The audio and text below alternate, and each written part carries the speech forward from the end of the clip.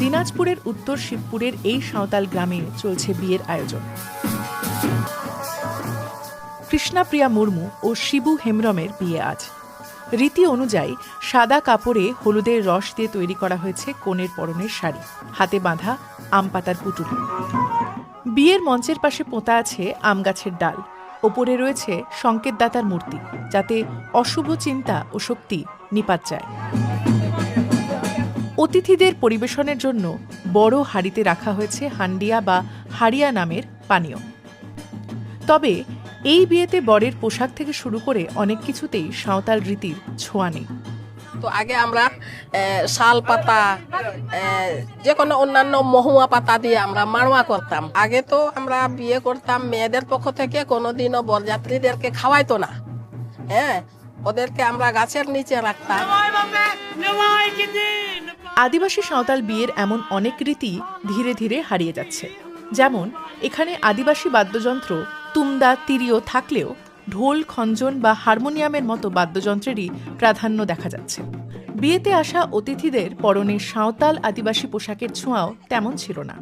দেশ শাসনের দায়িত্বে আছে বাঙালিরা, তার মানে কি মুসলিম, হিন্দু, তাহলে তারা যে পোশাকাদি ব্যবহার করবে, খুব স্বাভাবিকভাবে আমার লোকেরা, আদিবাসী লোকেরাও ওই পোশাকাদি ব্যবহার করতে বাধ্য হয়েছে। কারণ আমাদের লোকেরা বিভিন্ন সময় ওই পোশাকাদি ব্যবহারও ক্রিটিসাইজ করা হয়েছে আমার লোকগুলো, আদিবাসীদেরকেও।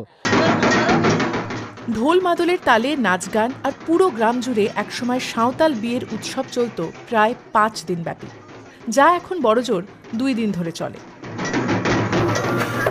শুধু বিয়ে নয়, শত শত বছর ধরে গড়ে ওঠা সাঁওতালদের নিজস্ব ধর্ম থেকে শুরু করে অপরাপর সংস্কৃতিও সময়ের সঙ্গে হারিয়ে যাচ্ছে।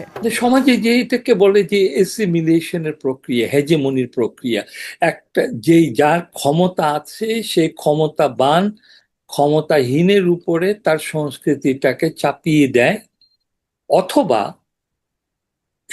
যারা ক্ষমতাহীন তারা মনে করে ক্ষমতায় উঠতে গেলে পরে তাকে ক্ষমতাবানের সংস্কৃতিটাকে গ্রহণ করতে হবে। মানবাধিকারের দৃষ্টিতে এটা কাম্য না, কিন্তু এটা আমাদের যে কাঠামোগত অর্থনৈতিক, রাজনৈতিক, সাংস্কৃতিক কাঠামো, এটা থেকেই এটা তৈরি হয়। তো এইটা হচ্ছে যে বাঙালি সংস্কৃতি, বাঙালির এই সাংস্কৃতিক আধিপত্যবাদ।